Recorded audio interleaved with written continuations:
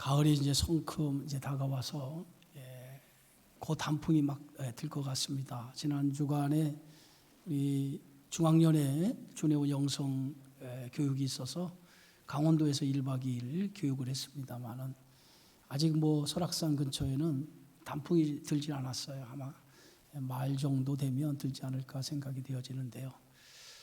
계절은 어김없이 이렇게 바뀌는 것 같습니다. 지금 환절기라고 하죠. 독감 유행이라고 합니다. 건강에 유의하시기 바랍니다. 우리 함께 인사 나누겠습니다. 사랑하고 축복합니다. 사랑하고 축복합니다. 자, 말씀을 듣기 전에 한번 또 믿음으로 고백하겠습니다. 하나님의 말씀을 내 입술에 두고 하나님의 말씀을 내 생각에 두고 하나님의 말씀을 내 가슴에 두고 살아갑시다. 아멘. 고린도 후서 8장과 9장은 헌금에 대해서 다루고 있습니다. 8장에서는 헌금의 원리가 무엇인가라고 하는 것에 대해서 가르쳤다면 9장에서는 심는 자에게 주시는 복에 대해서 우리에게 가르치고 있습니다. 헌금에 대한 말씀이지만은 어떻게 보면 복을 받는 원리에 대한 말씀이라고도 생각해 볼 수 있어요.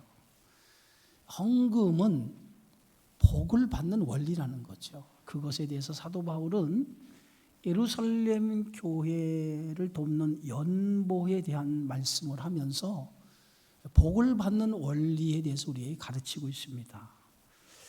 고린도 교회는요, 모 교회인 예루살렘 교회가 기근을 당하여서 교회가 또 교인들이 경제적으로 굉장히 어려움을 당하고 있다라고 하는 소식을 전해 듣게 되어지고 그 소식을 듣고 1년 전부터 예루살렘 교회를 돕기 위한 연보, 헌금을 걷기 시작을 했습니다. 바울은 이 고린도 교회가 예루살렘 교회를 돕는 일에 헌금을 거두었다라고 하는 이 소식을 마게도냐 지역에 다니면서 이 선에게 대한 소식을 알리기 시작을 했어요. 그랬더니 이 마게도냐 지역의 교회 역시도 이 바울의 선행의 소식을 듣고 우리도 저 예루살렘 교회 성도들이 어렵다라고 하는 소식을 들었는데 가만히 있을 수 없지 않느냐. 그래서 그들도 헌금에 동참하기를 시작을 합니다. 그래서 마게도냐 지역의 모든 교회들이 십시일반으로 예루살렘 교회 성도들, 가난한 성도들을 위해서 헌금을 거둔 거예요. 그런데 1년 전부터 이 고린도 교회가 제일 먼저 예루살렘 교회를 돕기 위한 헌금을 시작을 했는데 이 고린도 교회는 시작을 해놓고 교회의 내부에 문제가 일어나서 그 일을 완성하지 못한 거예요. 그래서 바울이 이제 고린도 교회의 문제가 사라졌기 때문에 두 번째 고린도 후서 편지를 쓰면서 내가 디도와 2명의 예루살렘 교회에 헌금을 가져갈 사람을 보내니 이번 기회에 너희가 1년 전부터 준비했던 헌금을 완성해서 그들 편에 예루살렘 교회에 보낼 수 있도록 준비해 달라고 하는 그러한 요청을 담은 내용의 편지가 오늘 본문의 말씀입니다.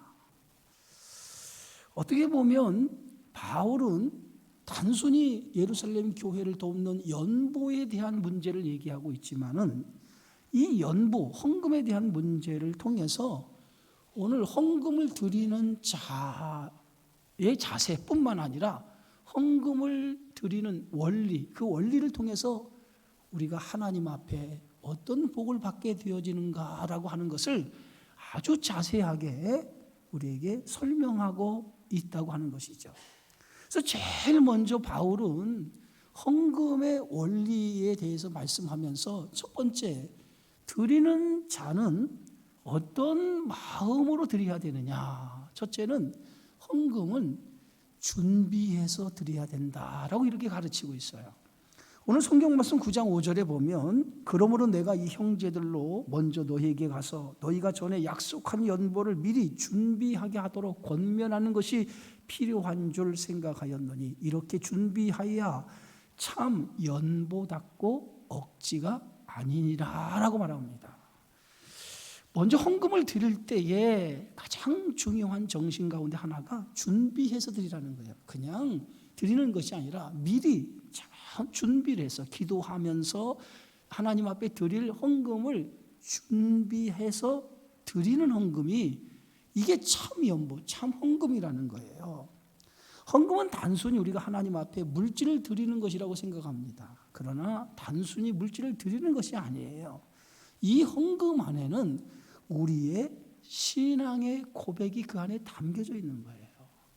그래서 우리의 신앙의 고백이 헌금 안에 담겨져 있기 때문에 우리가 물질을 드리는 것이 아니라 신앙의 고백을 물질에 담아서 드리는 거예요. 그러니까 이 신앙의 고백을 물질을 담아서 드리는 거기 때문에 이 헌금을 드릴 때는 반드시 내 마음이 헌금에 가여 있는 거예요. 그냥 단순하게 물질을 드리는 것은 그냥 그것은 하나님 앞에 드릴 때 내 마음이 담겨져 있지 않는 거예요. 준비하여서 내 마음을 담아서 하나님 앞에 드리는 헌금이 되어지라고 하는 것이 바울이 헌금을 드리는 원리 가운데 하나입니다. 그래서 헌금을 드리는 자의 그 자세가 대단히 중요해요. 어떤 마음, 어떤 자세로 드려야 하느냐라고 하는 거예요. 준비하여서 드리지 않은 헌금은 억지로 헌금을 드리는 경우가 될 수 있다는 거예요. 그러니까 미리 준비해서 드리면 억지로 드리는 마음이 아닌데 준비하지 않으면 억지로 하나님 앞에 드릴 수 있다는 거예요. 그런 헌금은 참 헌금이 되지 않는다는 거예요. 두 번째는 오늘 바울은 뭐라고 얘기하고 있냐면 마음에 정한 대로 헌금하라는 거예요. 마음에 정한 대로. 각자 자유롭게 헌금을 내가 얼마나 드려야 될까라고 하는 것을 결정을 해서 그것을 정한 대로 하나님 앞에 드리라는 거예요. 많고 적음이 거기에 있지 않아요. 내가 어떻게 드려야 될까? 어떤 금액을 드려야 될까? 그것은 각자 자유에 의해서 결정하되 그 결정하는 그 마음을 정한 대로 하나님 앞에 드리라는 거예요. 그래서 두 가지 마음에 정할 때 어떻게 드리냐? 인색함이나 억지로 드려지는 마음으로 드려서는 안 된다는 거예요. 그러니까 하나님 앞에 정한 마음을 드리되 억지로나 인색한 마음이 아니라 하나님 앞에 감사하는 마음을 가지고 그 예물을 준비하였다가 하나님 앞에 드려야 그것이 참된 하나님 앞에 드려지는 예물이 될 수 있다라고 이렇게 가르치고 있습니다. 그래서 7절에 보면 각각 그 마음에 정한 대로 할 것이요 인색함으로나 억지로 하지 말지니 하나님은 즐겨내시는 자를 사랑하시느니라 그랬어요. 오늘 초대교회에 어떤 일이 있었냐면 아나니아라고 하는 삽비라라고 하는 그 부부가 있었습니다. 그런데 이들이 하나님 앞에 자신이 가지고 있는 땅을 내놓기로 작정을 해요. 근데 이들이 땅을 내놓고 작정한 그 마음이 순수한 동기에서 하나님의 은혜를 받아서 그들이 작정한 마음으로 기쁜 마음으로 그것을 드린 것이 아니라 그들이 땅을 내놓기로 작정할 때 어떤 마음으로 드렸냐면 당시 바나바라고 하는 주의 사역자가 그 가난한 성도를 위해서 자신의 땅을 교회 앞에 내놓은 거예요. 그 모습을 보고 사람들이 바나나를 존경하기를 시작을 했어요.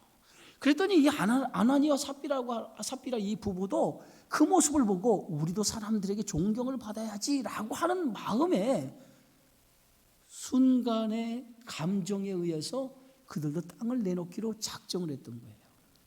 막상 이제 그 땅을 내놓기로 작정하고 그 땅을 팔아서 하나님 앞에 드리려고 하니까 너무 아까운 거예요. 그래서 값을 속여서 일부만 하나님 앞에 드리게 되어지죠. 그런데 그것이 하나님 앞에 성령을 속인 죄가 되었고 결국은 그날에 두 부부가 그날에 동시에 하나님 앞에 그 심판을 받아 죽게 되어지는 그런 불행한 일이 일어나게 되어지죠. 이처럼 자기 자랑이나 자기 만족을 위해서 드리는 헌금이 돼서는 안 된다는 거예요.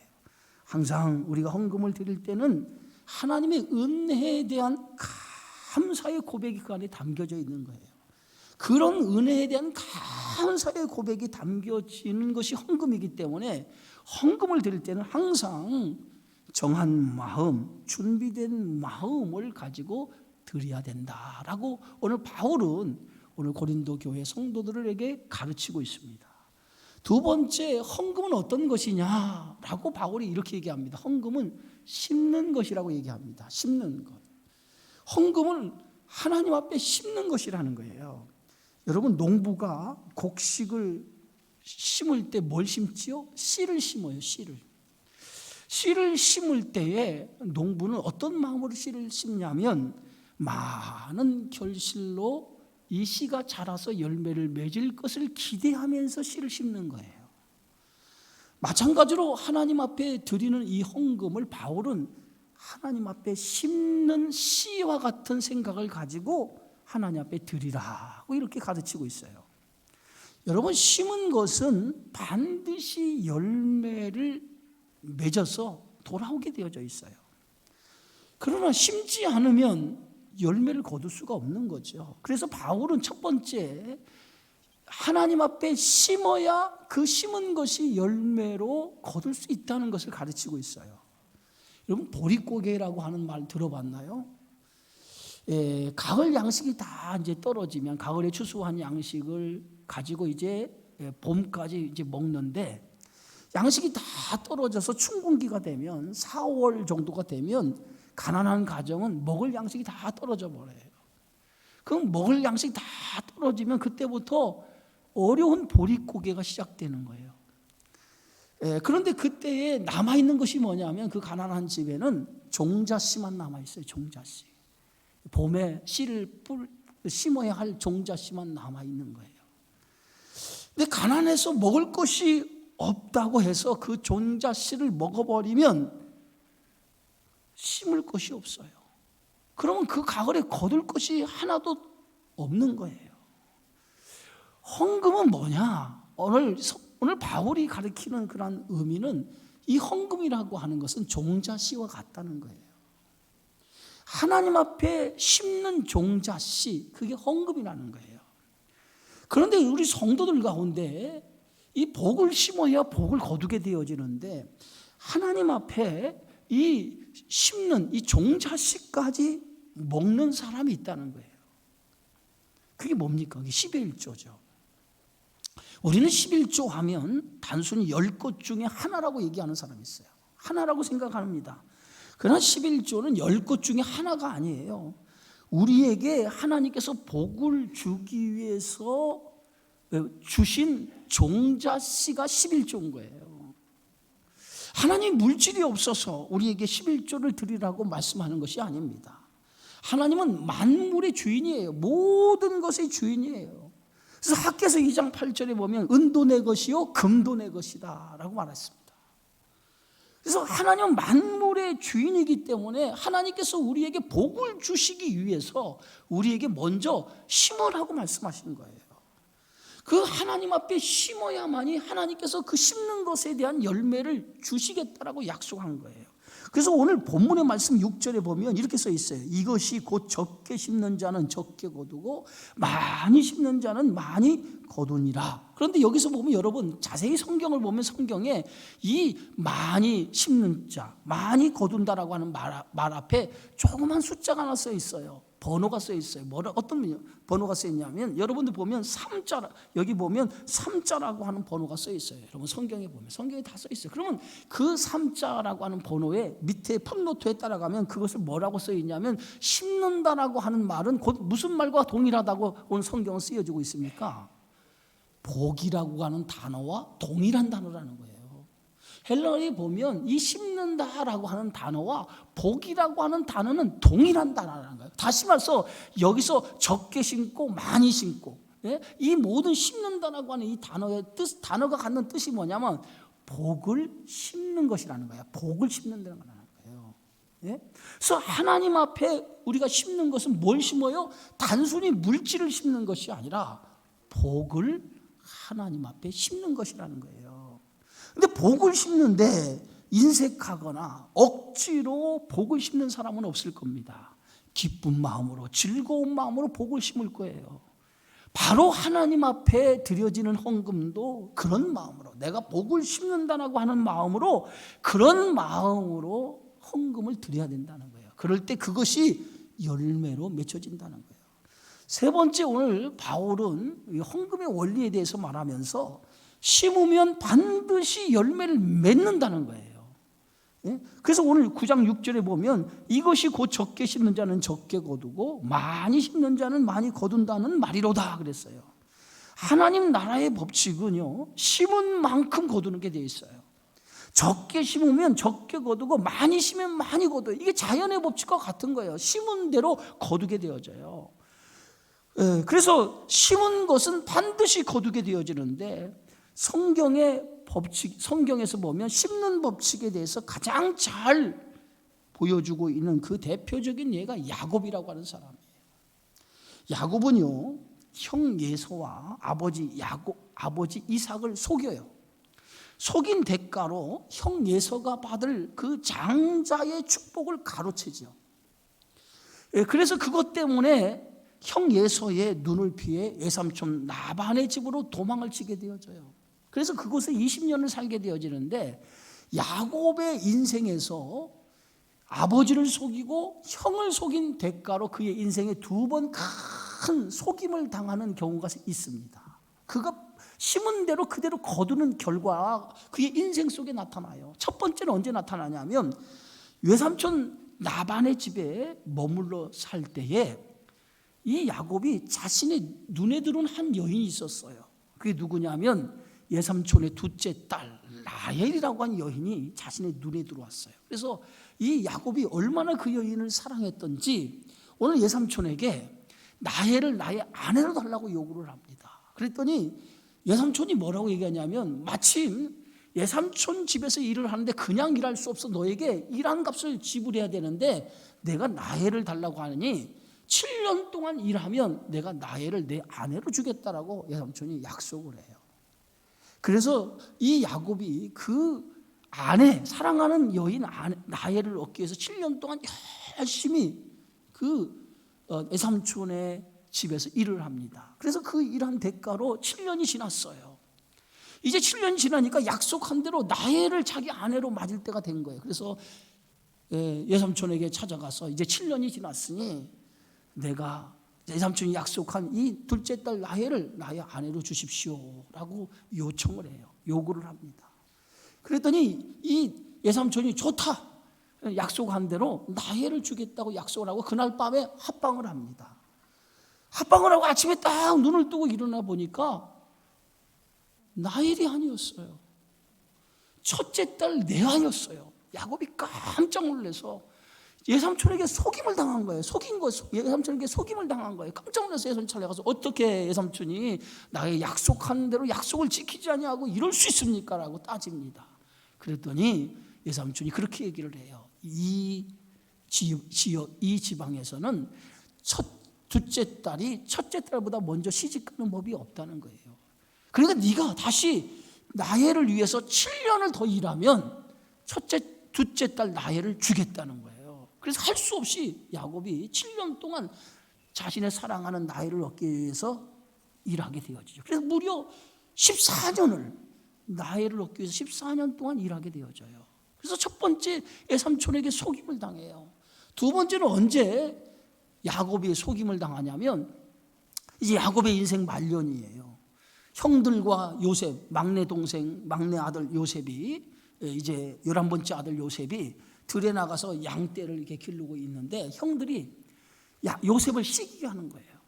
왜냐하면 그 야곱이 요셉만을 너무 사랑하니까, 라헬의 자식이 요셉이었어요. 그러니까 자기가 사랑하여서 난 아들이니까 너무 요셉이 예쁘고 너무 사랑스러운 거예요. 그래서 늘 이 야곱은 요셉만 끼고 들어온 거예요. 그 애만 좋은 옷을 입히고 항상 그런 거예요. 그러니까 형들의 눈에 보면은 늘 뭐예요? 요셉이 시기와 질투의 대상이 되었어요.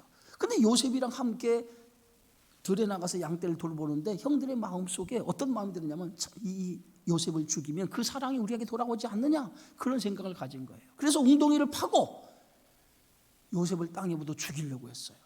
그런데 형들 중에 하나가 우리가 그 동생을 죽여봐야 무슨 소용이 있느냐, 차라리 저 상인이, 예굽 상인이 지나가는데 그 예굽 상인에게 종으로 팔자. 그리고 아버지 앞에 가서는 요셉이 짐승에 물려 죽었다라고 거짓으로 보고하자. 이렇게 형들이 의기투합이 이루어진 거예요.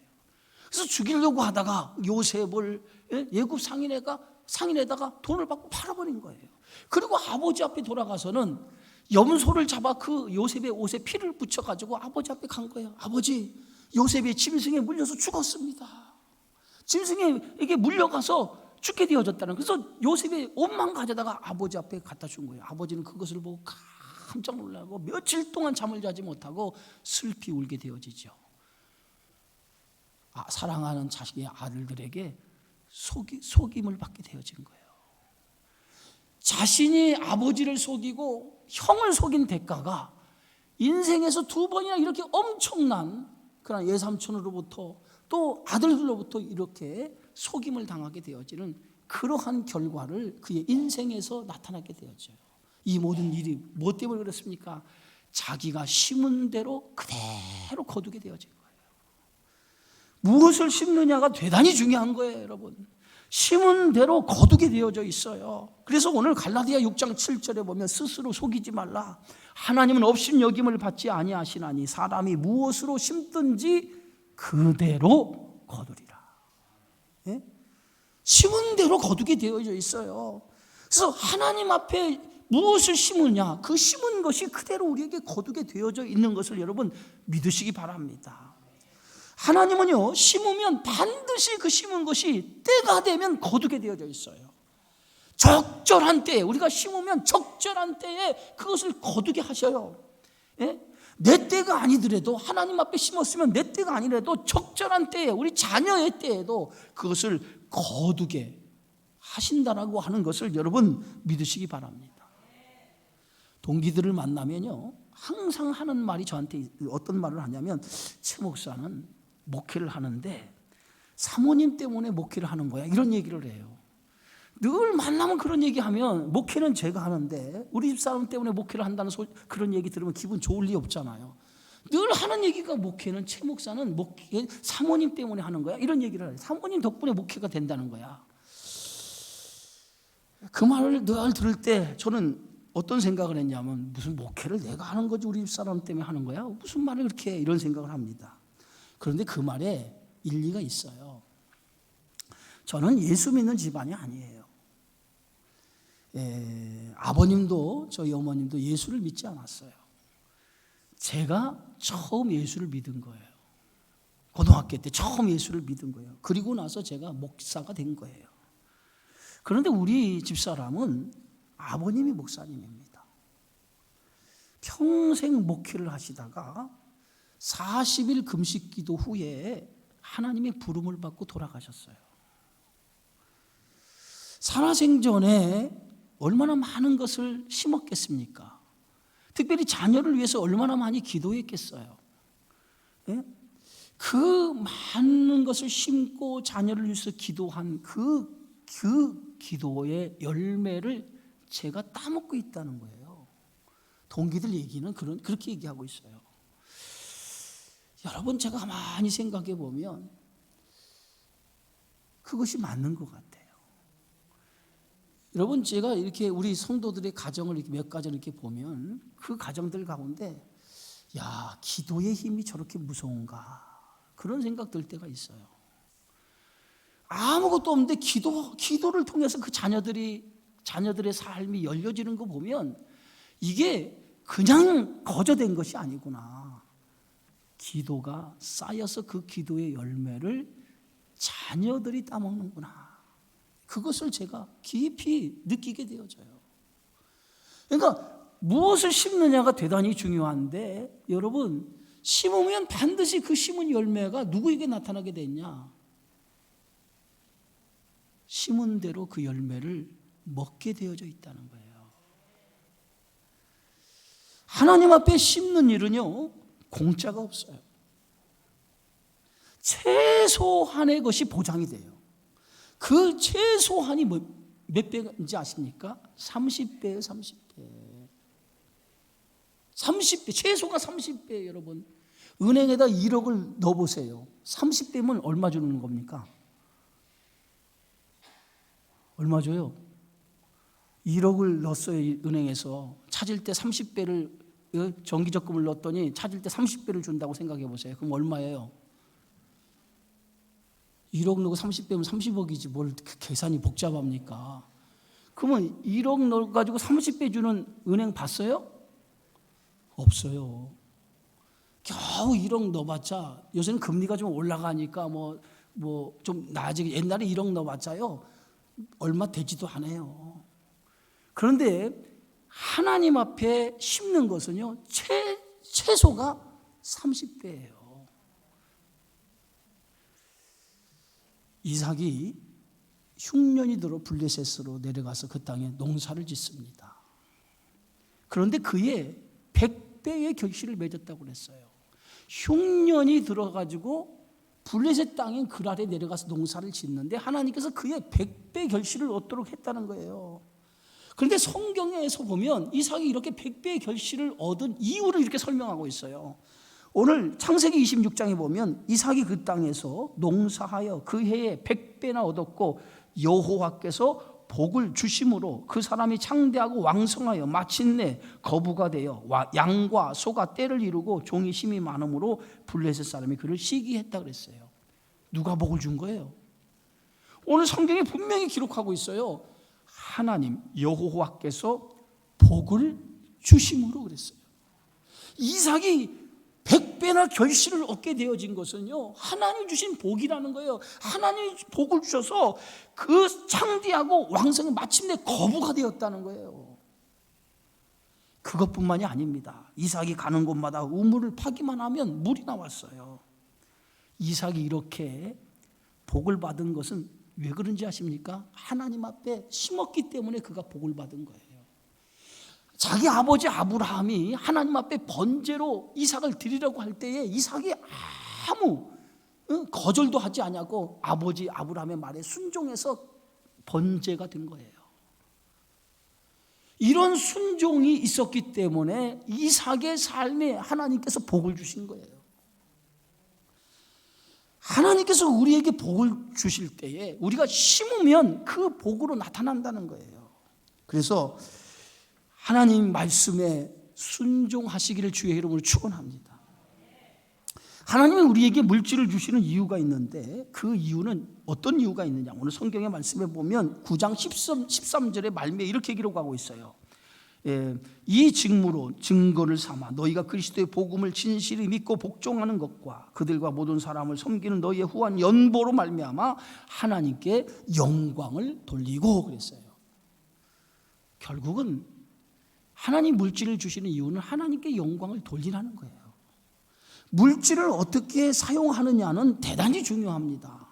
감리교 창시자 요한 웨슬레 목사님은 물질에 대해서 이렇게 말해요. 돈을 벌 수 있는 한 많이 벌으라는 거예요. 벌 수 있는 한 많이 벌으라는 거예요. 두 번째는 그 번 돈을 낭비하지 말고 많이 저축하라는 거예요.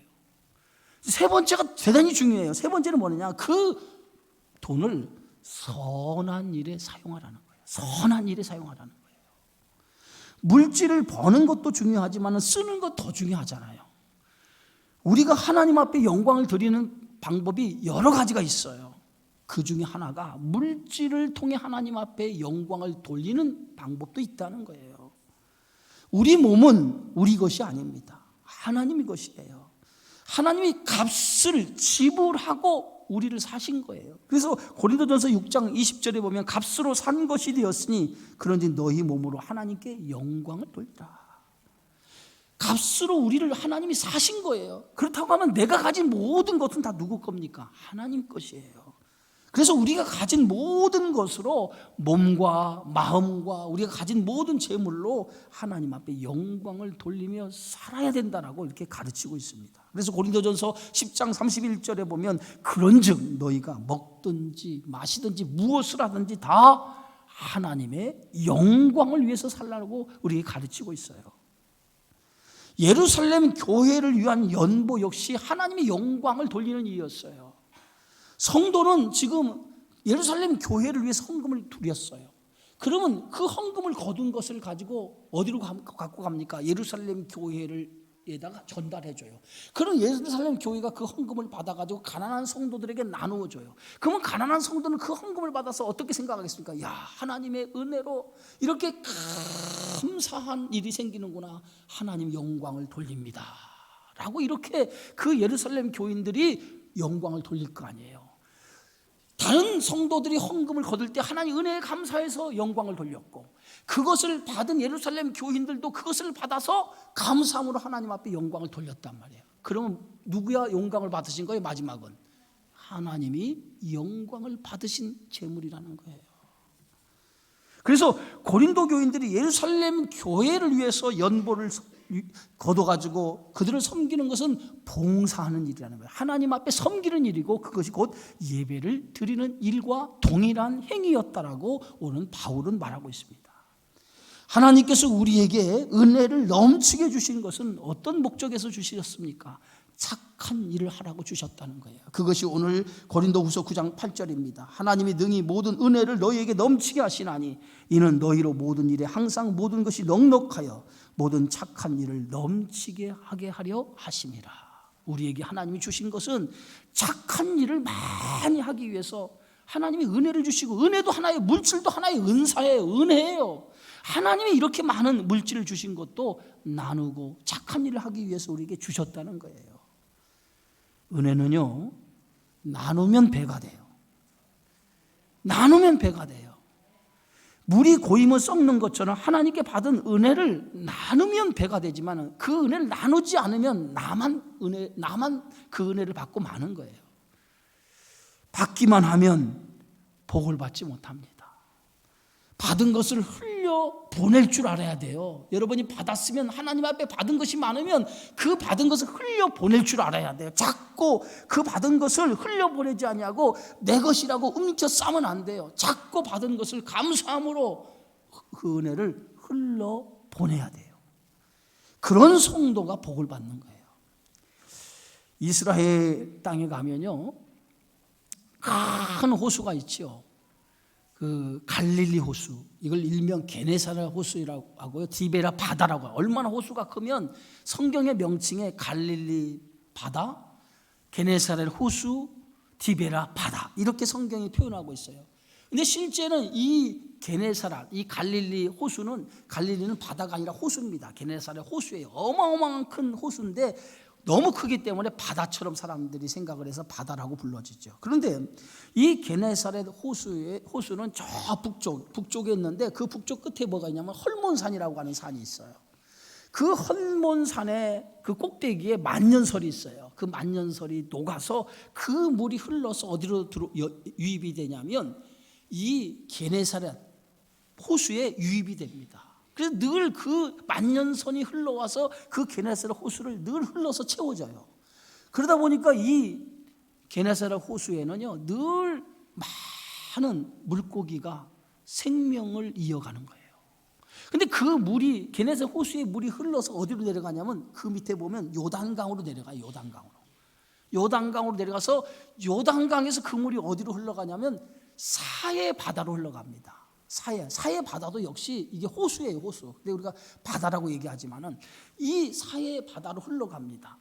근데 이 사해 바다는 여러분 어떤 바다인지 아십니까? 죽음의 바다예요, 죽음의 바다. 아무런 생명체가 살지 못하는, 물고기가 살지 못하는 죽음의 바다예요. 왜 죽음의 바다인지 아십니까? 이 요단강으로부터 유황, 질산, 염분을 함유한 물이 이 사해 바다로 들어와요. 그런 사해 바다에서 그 물을 받아서 이 물이 흘러내려가야 되는데 이 물이 흘러내려갈 곳이 없어요. 그냥 수증기로 일부 이렇게 수증기로 증발을 하고 나머지 물은 그대로 있으니까 염분이 점점 그 바다에 쌓여져 가는 거예요. 그래서 소금 바다가 된 거예요. 소금 얼마나 농도가 짙은지 말이에요. 생물이 살 수가 없어요. 살아있는 물고기가 살 수 없는 바다가 된 거예요. 받았으면 흘러내려 보내야 되는데 사해 바다는 받기만 하고 흘러내려 보내지를 않는 거예요. 그러니까 이 바다는 무슨 바다가 됩니까? 죽은 바다가 되는 거예요. 죽은 바다가 되는 거예요. 은혜도 마찬가지입니다. 받기만 하면 안 돼요, 여러분. 흘러 보내야 돼요. 흘러 보내야 돼요. 그래서 오늘 누가복음 6장에 보면 주라 그리하면 너희에게 줄 것이니 곧 후히 되어 누르고 흔들어 넘치도록 하여 너희에게 안겨주리라. 성경에 보면 주는 자가 복이 있다고 그랬어요. 하나님의 은혜를 받았으면 그 은혜를 흘러보내는 믿음이 우리에게 있어야 됩니다. 그래서 바울은 오늘 고린도 교회 성도들에게 너희가 하나님의 은혜를 받았느냐, 그 은혜를 많이 받았다면 받은 은혜를 받기만 하지 말고 이 예루살렘 교회가 어렵다라고 하는 소식을 들었으면 너희가 그 일을 시작한 그 일에 대해서 완성을 해서 예루살렘 교회, 어려운 그 교회를 돕는 일에 너희가 받은 은혜를 흘러내려 보내라고 이렇게 당부하고 있는 것이 오늘 본문의 말씀입니다. 사랑하는 성도 여러분, 성도의 삶은 먹든지 마시든지 주님의 영광을 위해 살아가는 거예요. 내가 가진 모든 것은 하나님의 것입니다. 하나님의 것, 이것을 우리는 나누며 살아가는 것, 그것이 오늘 우리에게 주신 삶의, 우리들에게 하나님이 허락하신 삶이에요. 나눈 일은 어떤 일입니까? 복을 심는 일입니다. 심어야 거둘 수 있는 것처럼 나누면 복을 거두게 되어져 있어요. 하나님 앞에 복을 심으시기를 주의 이름으로 축원합니다. 복을 심으면 하나님께서 최소 30배 이상 여러분에게 채워주실 것을 믿고 주의 일을 위해 아끼지 말고 복을 심는 일에 여러분 헌신하셔서 착한 일을 하기 위해서 은혜를 주신 하나님, 그것을 통해서 더 큰 하나님의 일에 동참하는 믿음의 성도가 되어지기를 주의 이름으로 축원합니다. 기도합니다. 거룩하신 주님 감사합니다.